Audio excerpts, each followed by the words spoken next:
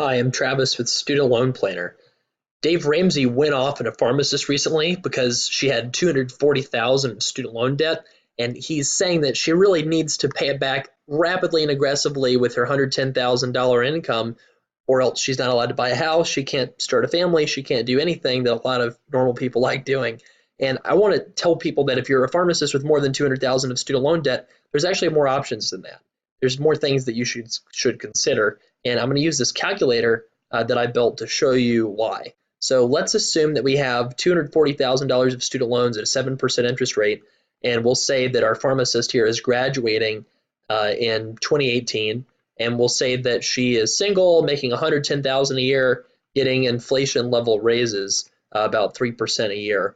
So we're going to go to the main page tab on this spreadsheet, and we'll look and notice that if she went for the public service loan forgiveness program, she could pay $105,227 over 10 years, and the remaining $300,000 would be forgiven tax-free. So if the pharmacist, I believe her name was Talisha, if she went to work at a hospital or a government employer full-time, worked for 10 years while paying on an income-based plan like repay or pay as you earn, then she could have forgiveness of $300,000 on her student loans. So first off, if she had all that debt and she was working for a not-for-profit employer, then that would be a tremendous way to save money paying it back.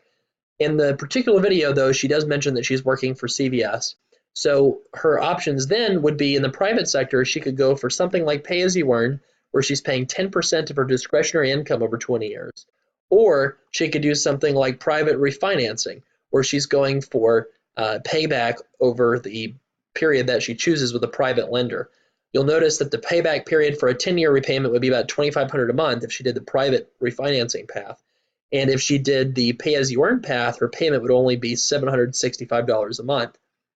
What would happen is she would pay $246,000, and then she would have, and that would be over 20 years.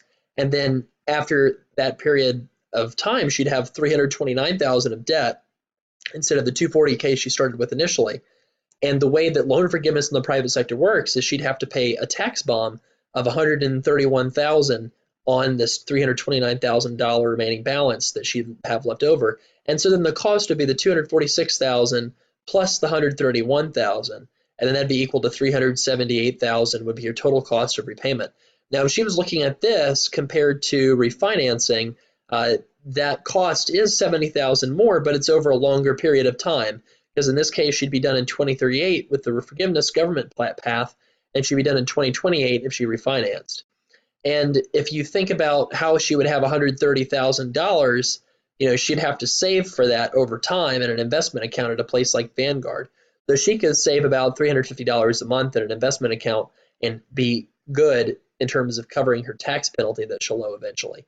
So if you can have a combination of about $1,100 a month, that is an option to pay over 20 years, and it'll adjust for your income versus going for private refinancing like Mr. Ramsey suggests and paying it down. And he actually suggests, in fairness to him, a payback period of 3 years.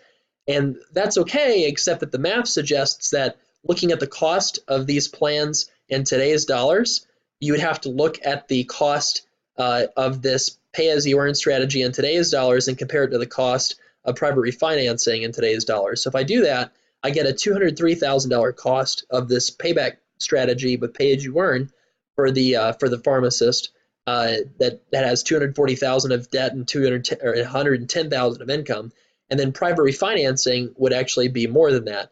Now she mentions that she's doing some extra outpatient work to make some extra income on the side. So if we had to address that, we could change this and put in a different income number, and perhaps that would cause refinancing to be the right strategy for her. But I just wanted to point out that pharmacists, it's not that simple. You do need to actually consider your different repayment options. And I make plans for people professionally for a living who owe more than $100,000 of student loan debt from pharmacy school. So if you'd like to get your own custom plan and really understand all of these numbers on this spreadsheet and how it would apply to you, you can send me an email, travis@studentloanplanner.com, or you can visit my website and get more information on how we might be able to save you money.